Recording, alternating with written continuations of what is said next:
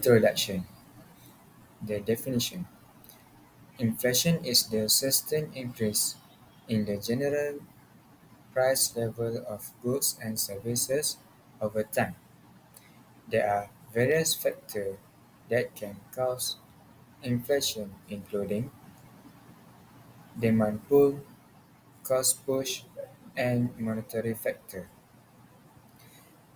Inflation can bring impact to the economy and individual.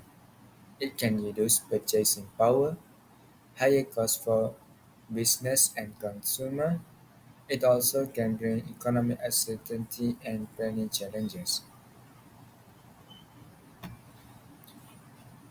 Our group have been decided to presenting the inflation in Argentina.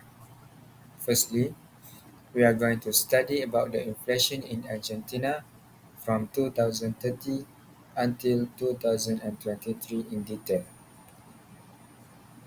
After that, we are going to find the factor causing inflation and determine the statistical average of inflation increasing in Argentina.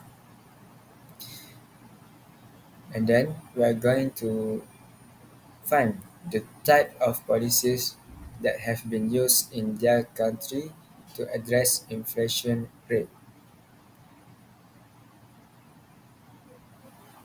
After that, we are going to give a conclusion regarding the inflation rates in Argentina and give an innovative ways to address inflation rate. History of Argentina. During pre-colonial era, Argentina had sparse population. Earliest human remains date to Paleolithic era. Indigenous groups consist of hunters-gatherers, skilled hunters-gatherers, and primitive farmers.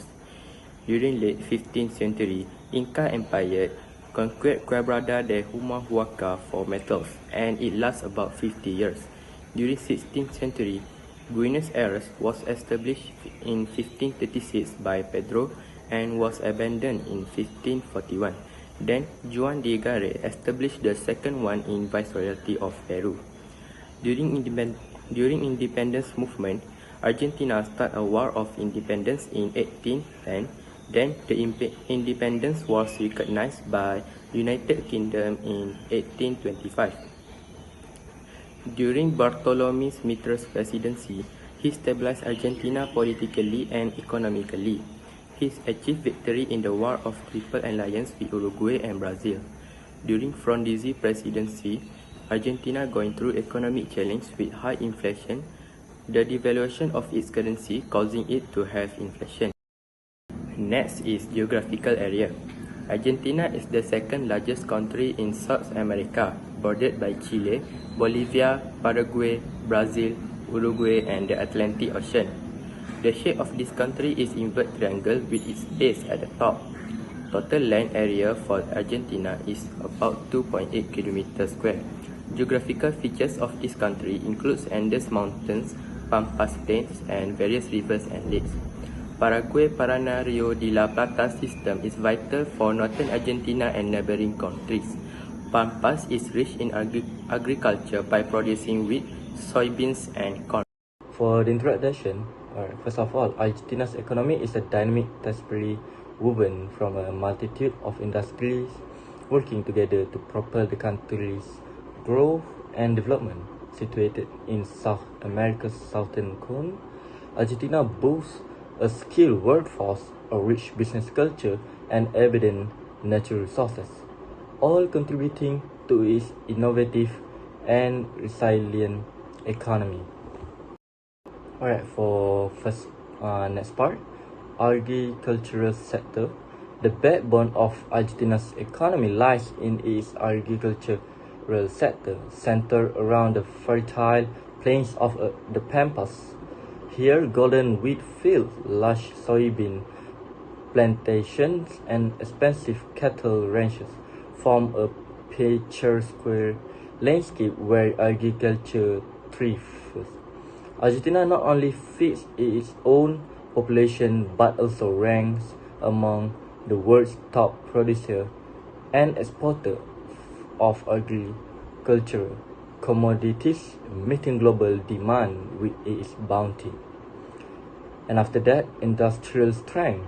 Complementing its agricultural prowess is Argentina's robust industrial sector, spanning from bustling automobile factories in Buenos Aires to sprawling industrial complexes in Rosario. Highly skilled workers drive production across diverse sectors, from textiles and pharmaceuticals to machinery and automobiles, underscoring Argentina's manufacturing capabilities on the global stage. After that, will Argentina also have a service industry beyond agriculture and industry? Argentina's economy is bolstered by a vibrant services sector. In Buenos Aires, towering skyscrapers in the financial district symbolize the country's role as a major financial hub in the region. The tech sector buzzes with innovation, while tourism attracts visitors seeking adventure and leisure, highlighting the diversity and vitality of Argentina's service economy. And next, mining and energy, critical to sustaining its economic momentum, are Argentina's mining and energy sector.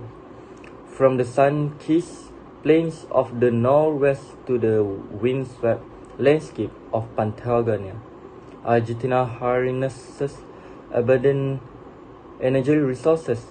Beneath its surface lies substantial mineral reserves, providing essential raw material for industrial processes and driving economic growth. Okay, next we look at national income. First, gross national income. Gross national income, or GNI, is GDP minus net tax on production and import. GNI also subtract compensation of the employees and property income payable to the rest of the world. GNI add primary income receivable from the rest of the world. Alternatively, GNI can be measured and the aggregate value to the value of the balanced gross primary income for all the sector. Second, we look at gross national income of Argentina. In 2022, GNI per capita is 11,590, and it increased by 1,610 from 2021. Okay, next, we look at average income per capita in Argentina. The GDP per capita for 2022 was 13,651, making a 28.60% increase from 2021. In 2021, the GDP per capita was 10,651, which was a 25.29% increase from 2020. The GDP per capita 2020 was 8,501, reflecting a 14.68% decline from 2019. Lastly, we look at global economic outlook for Argentina. In 2023, expected GDP contraction of 1.6% due to the economic imbalance and droughts. In 2024, projected GDP contraction of 2.8% under stabilized plan. And in 2025, anticipate GDP growth of 5% driven by better weather, energy investment and accurate recovery. The challenge: higher inflation and ongoing EMS supports. Okay, next, we look inflation data in Argentina for 10 years from 2040 to 2023. Based on the figure 1, we can see that the graph shows the highest inflation data of Argentina is 2023 and the lowest is 2070. From 2040 to 2023, Argentina had rampage inflation, often exceed 30% annually. Inflation was reached over 50% by 2022, despite limited government effort to stabilize price. Structural challenge and external factors keep price rising. Average inflation data from 2040 to 2023 was 38.8%, much higher than Latin America, which is 8.4% average. In 2022, the inflation rate average is 72.4%. A nationwide COVID-19 lockdown began on 19 March 2020. Most of Argentina reopened by 10 May 2020, but the Greater Benua areas stay locked down until 8 November 2020. A second lockdown occurred from 2020 to 31 May 2021. Lockdown increased inflation and impact education, the economy, and the price. Data analyze inflation rate in Argentina. Argentina has been listed among the 15 countries with the highest inflation rate around the world. There are three factors that causing inflation in this country. Firstly, Argentina economic management. Secondly, their political issue. And lastly, they have a problem with the World Bank because of their high public debt. So I will introduce inflation first. Inflation is characterized by the persistent rise in generous price level, whole profound implication for the Argentina economy and the populace.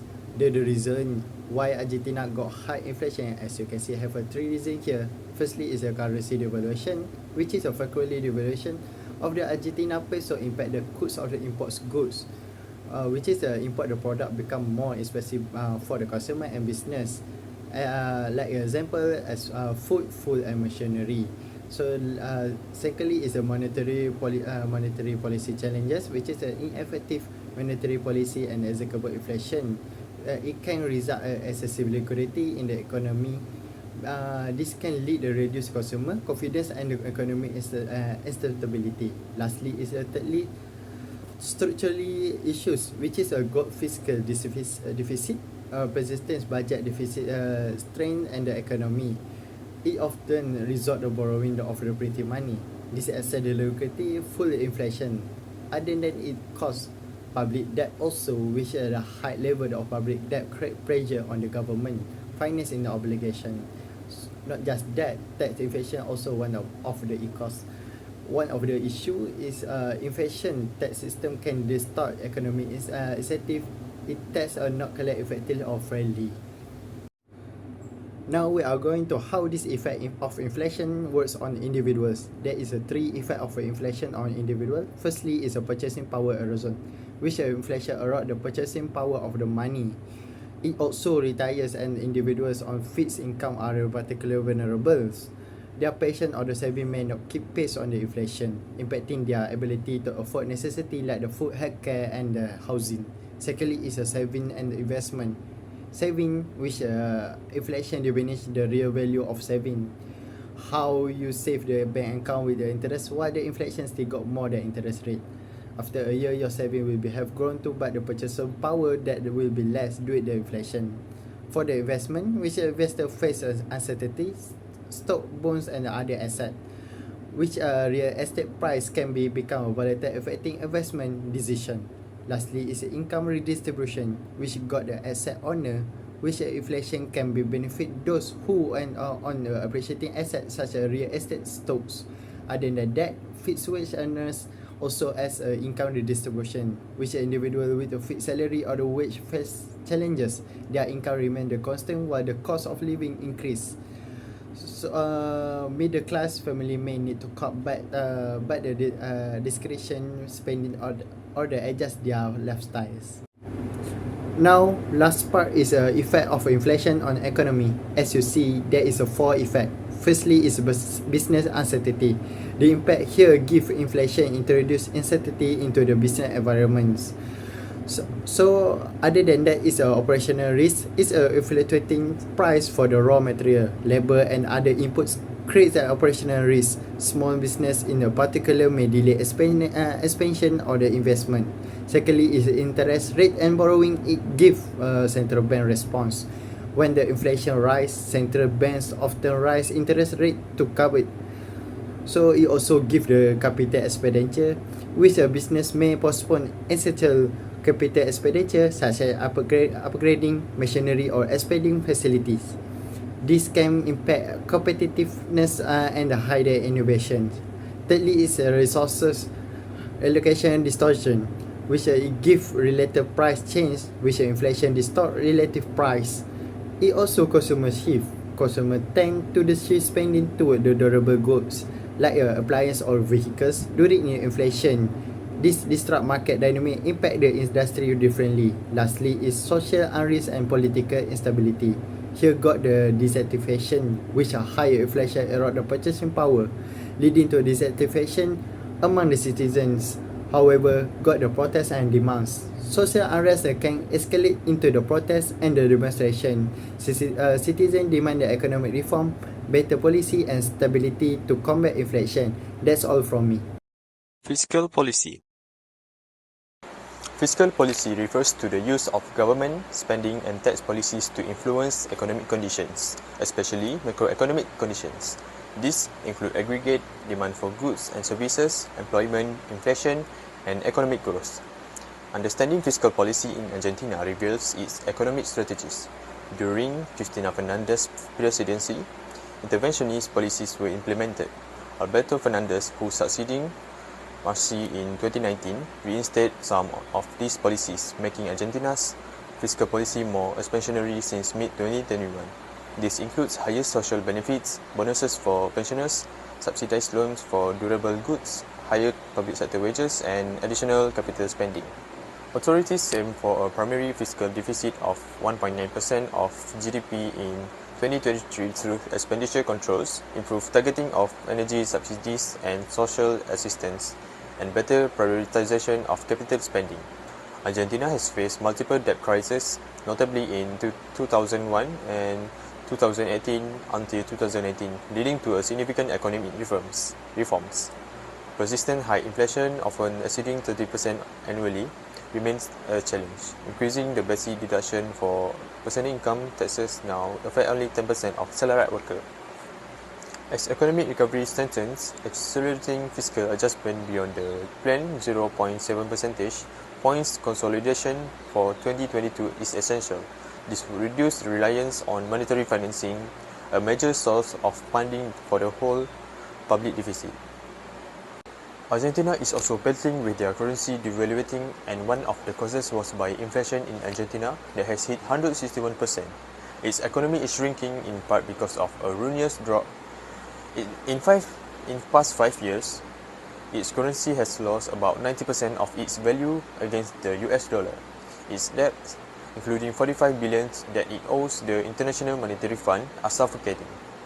Argentina has faced persistent high inflation rates which erode the value of their currency. Inflation reduces purchasing power and diminishes the value of savings, leading to a lack of confidence in currency.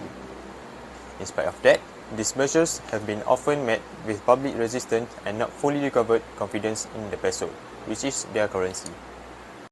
Alright, finally for the conclusion, Argentina's economy presents a mosaic of opportunities and challenges across its various sectors.